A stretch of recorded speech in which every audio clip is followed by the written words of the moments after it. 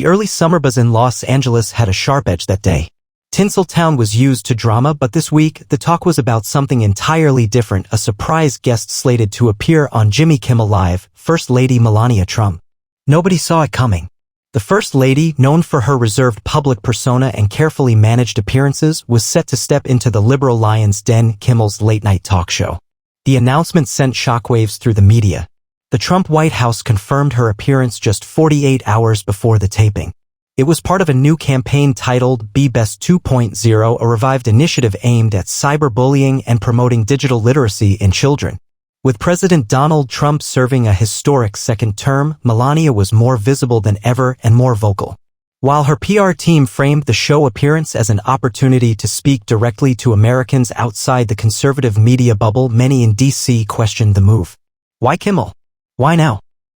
Jimmy Kimmel, never shy about mocking Trump and his administration, remained oddly tight-lipped in the lead-up to the interview. His team released a vague promo this Wednesday night, a guest we never thought we'd have. History is about to be made or unmade. Speculation ran wild. Twitter lit up. CNN hosted a special panel. Fox News accused Kimmel of setting a trap. Everyone, it seemed, was bracing for fireworks. On the day of the taping, an unusual quiet filled the backstage hallway of the El Capitan Theater. Melania arrived wearing an icy blue pantsuit, subtle nod to her 2017 inaugural look, and walked with the poise of a woman who knew she was walking into enemy territory. But she wasn't alone. Accompanying her were two top aides, a Secret Service team unusually large for a talk show taping, and her new communications director, Sophia Reynolds, a firebrand known for her no-nonsense demeanor and fierce loyalty to the First Lady. Sophia's presence hinted at a more combative tone for the interview than the public had anticipated. The green room was stocked with sparkling water, organic fruit, and Slovenian pastries, a thoughtful nod from the producers. Still, Melania barely touched any of it. Her attention was fixed on the flat screen in the corner, playing a Kimmel rerun where he once joked, Melania's "Be Best" slogan came from a Google Translate accident. She didn't laugh. At 7:42 p.m. she walked onto the set to lukewarm applause. Kimmel stood to greet her, offered a handshake, and gave his trademark awkward grin.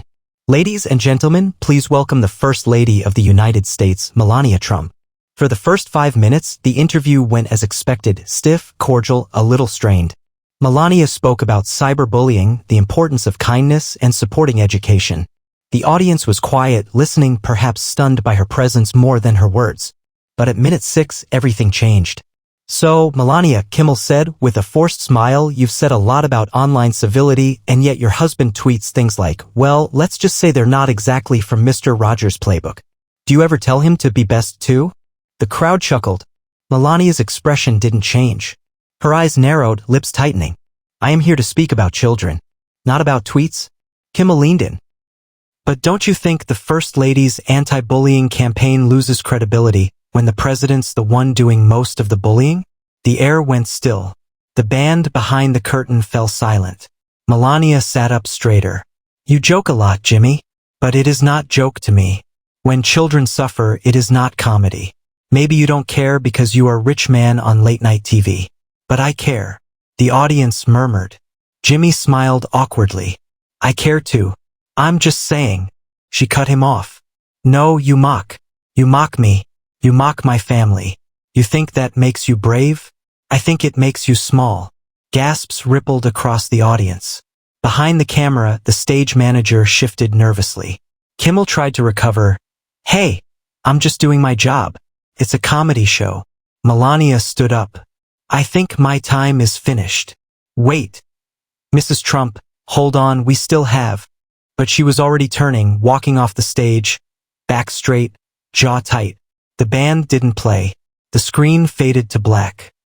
The moment Melania Trump walked off the stage, a domino effect of confusion and chaos erupted behind the scenes at Jimmy Kimmel Live. In the control room, producers stared at each other, eyes wide, mouths open. One of the assistant directors muttered under his breath, did that just happen? The live feed cut to commercial just in time, but everyone knew the damage was already done. The First Lady of the United States had stormed off a national broadcast, and it wasn't scripted. Sophia Reynolds, Melania's new communications director, met her just outside the studio hallway. You did exactly what we needed, Sophia whispered sharply, shielding them from the press crowd forming outside. He thought he could humiliate you. But you controlled the moment. You owned it. Melania didn't respond. She just gave a subtle nod and walked toward the waiting SUV, the Secret Service agents tightening formation around her. Inside the studio, Jimmy Kimmel looked visibly shaken. For once, the master of sarcasm seemed at a loss for words. "Well, folks," he said as the show resumed, "that was something. I guess we're gonna skip the mean tweets segment tonight." Nervous laughter from the crowd did little to ease the tension. The atmosphere was surreal. Some in the audience applauded her bold stance. Others were stunned that a sitting first lady would walk out on a comedian's show, especially one known for controversy. Backstage, senior producers debated whether to air the footage uncut or to edit it for damage control. Ultimately, they realized there was no containing it. People in the studio had already begun posting snippets online. Twitter exploded before the end of the broadcast. Hashtag Melania storms out. Hashtag Kimmel versus Melania. Hashtag BeBestBackfire. By midnight, major networks had interrupted regular programming for breaking news coverage.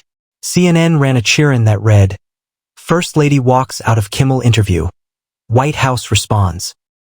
Fox News praised her grace under fire, while MSNBC brought on body language experts to dissect every frame. Meanwhile, President Donald Trump, watching the entire interview live from the West Wing, was already reaching for his phone. But before he could tweet, Melania's team had prepared a carefully worded statement. The First Lady appeared on Jimmy Kimmel Live to discuss the serious issue of cyberbullying among America's youth. Unfortunately, the host chose to turn the moment into a personal attack. She chose dignity over spectacle. Her message remains unchanged: kindness, accountability, and protecting our children. Trump, however, wasn't satisfied with diplomacy. Within minutes, he unleashed his own response on Truth Social. Melania was brilliant, graceful, honest, and real. Jimmy Kimmel is a coward who tried to ambush her. Late night is dead, just angry, woke puppets. Proud of my incredible wife. Hashtag Trump 2024-inch. The internet broke. Overnight, the video of the confrontation gained 25 million views on YouTube, trended across platforms, and was dissected on every podcast, morning show, and news outlet across the nation. While conservatives rallied behind Melania, liberals were split. Some praised her poise under fire, while others criticized her for dodging the tough questions. Meanwhile, at ABC headquarters, executives were panicking. Advertisers were already making calls. Was Kimmel out of line? Would the White House retaliate? Could this damage ABC's relationship with federal regulators? By morning, the situation had snowballed. Protesters showed up outside Kimmel's Hollywood studio. Both for and against him. Handmade signs read, "Free speech isn't bullying. Hands off Melania. Comedy is not a crime. Be best equals be gone." Security was tightened. Guests for the rest of the week canceled. Kimmel himself went dark on social media. Back in Washington, Melania sat calmly in the East Wing, flipping through press clippings. Sophia Reynolds smiled, laying a file on the desk. "Poll numbers are up. You're trending with suburban women, independents, and even some Gen Z. This could be the reset we needed." Melania looked up with a glint in her eye. "I told him I am not joke." End of part 2. The next morning in Washington, D.C., the political class woke up to a Capitol in chaos. Capitol Hill staffers, strategists, and cable news hosts were all reeling from the spectacle now dubbed the Kimmel Clash. Inside the West Wing, President Trump was in high spirits. He walked into the Oval Office grinning, waving a printed copy of the Washington Examiner with the headline, "Melania walks out a First Lady with fire." She crushed it, he told Vice President J.D. Vance, who had arrived for their weekly policy meeting. "The ratings, the control, the dignity. I haven't seen this much coverage on Melania since the inauguration. And it's all good, believe me." But not everyone agreed. White House Chief of Staff Mark Meadows was more cautious. "It's created a culture war moment, sir. The left's accusing us of staging it for sympathy. The right loves it. But Kimmel's team is saying she overreacted." President Trump waved him off. Overreacted? She put him in his place. That smug punk thought he could embarrass her. Melania gave him the slapdown he deserved. That's why she's the best First Lady this country's ever seen.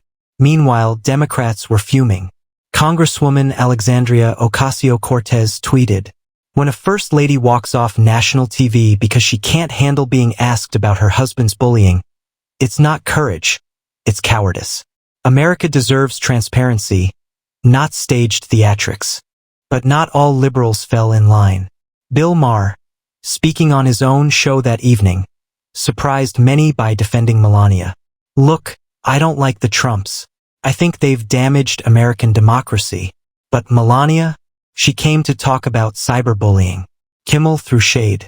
And she walked. You know what? That's her right. That's strength. Let's not pretend the left doesn't melt down when they get challenged. His audience gave a mix of claps and groans, highlighting how fractured the cultural response had become. Meanwhile, on college campuses, a new wave of activism was taking shape, particularly among conservative students who saw Melania's confrontation as a symbol of standing up to liberal elitism in media. At Liberty University, posters appeared overnight showing Melania's stern face with the caption, "Be best. Be brave." Online, a Change.org petition circulated titled, "Jimmy Kimmel must apologize to the First Lady," which gathered over 1.3 million signatures in 24 hours. Back at the El Capitan Theater, the ABC producers were scrambling to perform their own kind of damage control. Late-night comedy was no longer just entertainment. It had become the front line of a full-blown political battle. Jimmy Kimmel opened the next night's show with a much more serious tone. "Look, last night was wild. I asked a tough question. The First Lady didn't like it. She walked off. That's her right. And I respect that, even if I disagree with her views." This show is about comedy, but it's also about conversation. I don't hate anyone. That includes Melania Trump. Across the country, opinion pieces flooded major newspapers. The New York Times editorial board titled theirs "Melania's Moment More Than a Walk-Off." In contrast, the Wall Street Journal ran, "First Lady of Steel, Melania Trump defends herself with class." The Daily Show, once a Kimmel ally in comedy, poked fun at the whole affair. Trevor Noah joked, "This is the first time someone left a late-night show more popular than the host."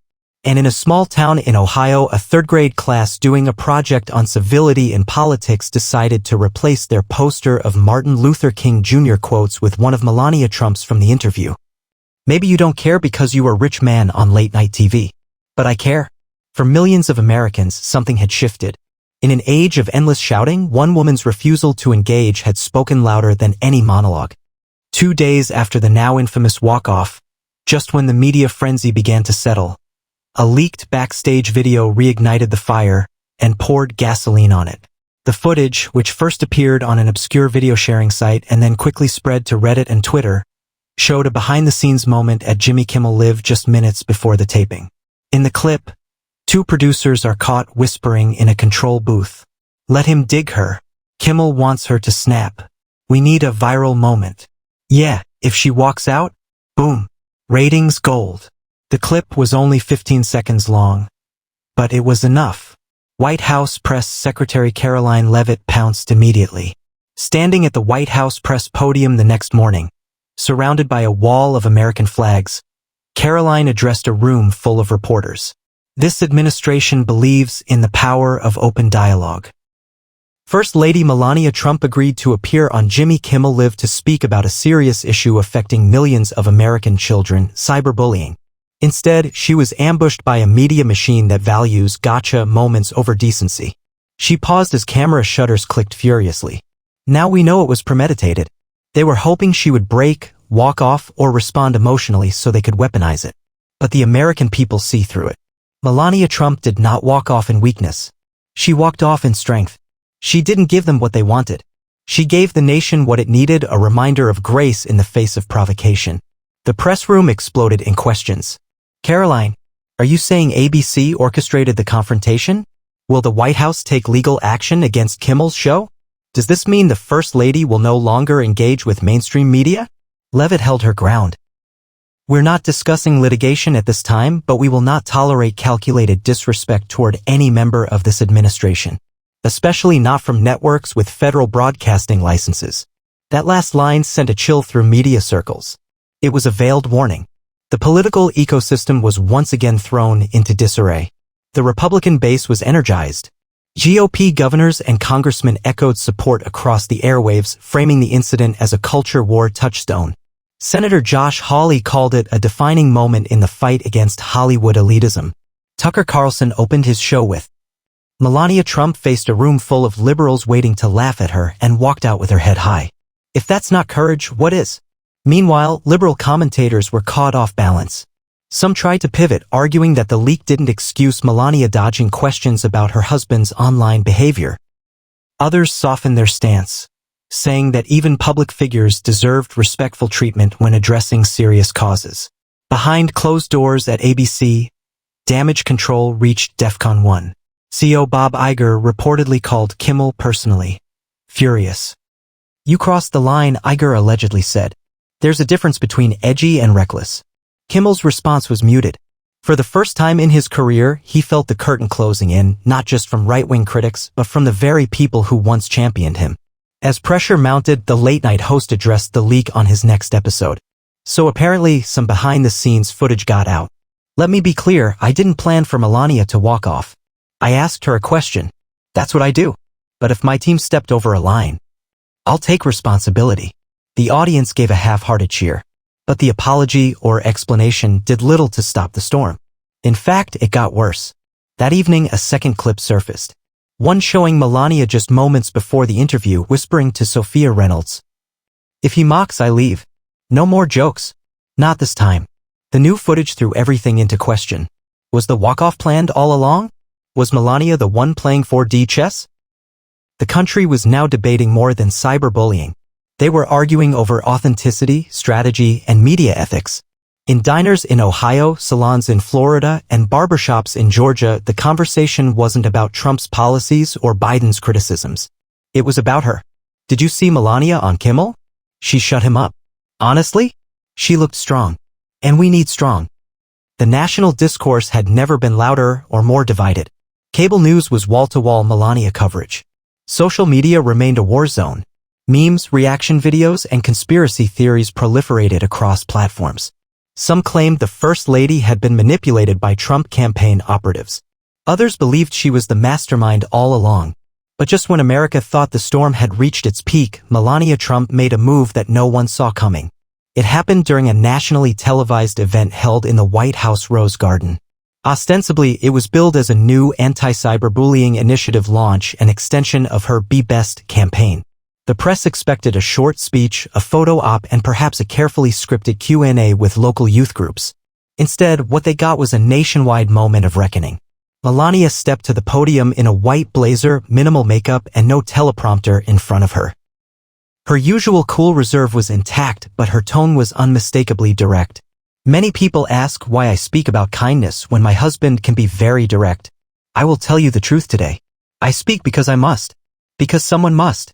She paused, eyes scanning the rows of journalists, White House staffers, and guests. "The past few days have shown how far we have strayed. We think sarcasm is strength. We think bullying is just edgy comedy. But I learned the true strength is walking away from cruelty. That is what I did." The crowd remained silent, holding their breath. "I do not regret walking off that show. I regret that so many of you are surprised by it. We have made cruelty entertaining. We laugh at suffering. But I did not come to entertain. I came to protect."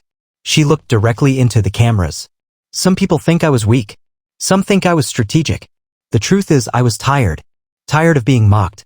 Tired of my accent being imitated. Tired of being seen as decoration instead of declaration. So today I make one. This fall I will be launching the Be Bold campaign. Not just for children, but for women. For immigrants. For anyone who has been silenced, mocked, or underestimated. I invite you to join me not for politics, but for principle." The crowd erupted in applause. Sophia Reynolds, standing off to the side, gave a barely visible fist pump. President Trump, watching live from the residence, simply nodded and said she nailed it. But the real bombshell came in the final 30 seconds. "And yes, I will continue to speak. I will not be silenced. And if needed, I will campaign. Not just for my husband, but for this country. You may see me in places you don't expect. I am not a shadow. I am a citizen." The Rose Garden went quiet again, this time in stunned silence. Melania Trump had just declared herself an independent force, not merely First Lady, but a cultural leader. A political weapon. A media disruptor. Within minutes, the internet lit up again. #BeBold movement trended within the hour. CNN's Anderson Cooper called it a defining moment in modern First Lady history. Fox News hailed her as the soft power hammer the GOP didn't know it had. Even critics couldn't deny the impact. Late that night, Jimmy Kimmel opened his show in front of a live audience that was clearly divided. "Okay," he said, chuckling nervously, "so apparently Melania Trump is now Oprah with a Slovenian accent. Didn't see that coming." Some laughed. Some didn't. He continued, "Listen, I may disagree with her politics, and I definitely didn't mean for things to go this far. But if she's serious about kindness, about helping people, then maybe, just maybe, we all need to shut up and listen." For once, his studio was silent. Not out of disapproval, but reflection. Across the nation, something had shifted. The woman often portrayed as aloof and distant had become a lightning rod for bigger questions. What does it mean to be strong in public life? When does comedy become cruelty? Can someone reinvent themselves not just for image, but for impact? As the 2026 midterm cycle approached, the chatter grew louder. Would Melania campaign on her own? Would she challenge the expectations of first ladies forever? Could she become more than the wife of a president? One thing was clear. She had walked off that stage not in defeat but in power, and America was still reeling.